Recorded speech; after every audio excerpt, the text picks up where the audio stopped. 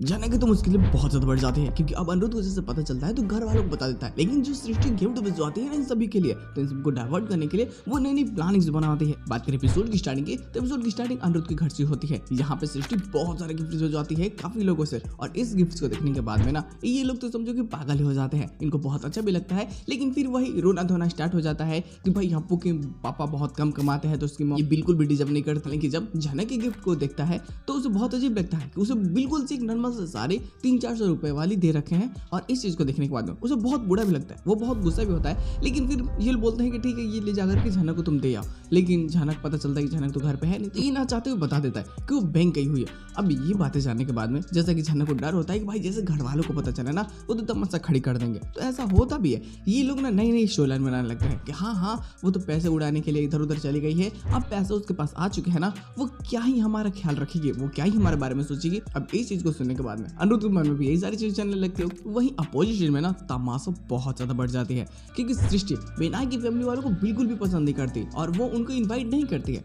अब इनके भी घर में भाई स्टोरी लाइन सेम ही है क्योंकि इसके भैया बहुत ज्यादा पैसे नहीं कमाते, वो भी नॉर्मल फैमिली से ही आते हैं। ये खुद ही गरीब था, लेकिन खुद की मेहनत से ये आज इतना बड़ा साइंटिस्ट बन पाया और इतनी ऐशो आराम की लाइफ ये जी रहा है। लेकिन फिर भी ये अभी भी नॉर्मल ही रहता है। और इसकी 2 बहनें, जिसमें से एक बहन की शादी हो चुकी है बट फिर भी वो अपनी मॉम के साथ ही रहती है, और छोटी बहन अभी भी है।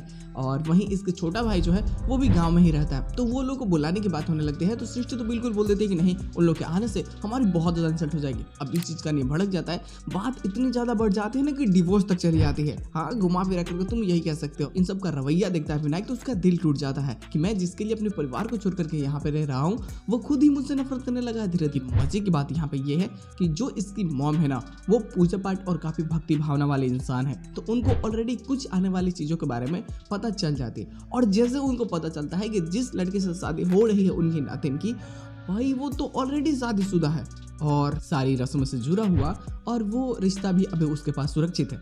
ये जानने के बाद में वो शादी तोड़ने का फैसला कर लेती है। हालांकि सृष्टि उनकी बातों को नहीं मानती, बट फिर भी वो अपने बच्चों, अपनी बेटी और इन सब के साथ मिल करके अर्शी को कोशिश करते हैं कि ऐसा मैनिपुलेट करे कि वो शादी ना करे। और फाइनली जिसका जो हक है वो दिलाने पे भरोसा करते हैं क्योंकि वो झूठ नहीं बोलती है।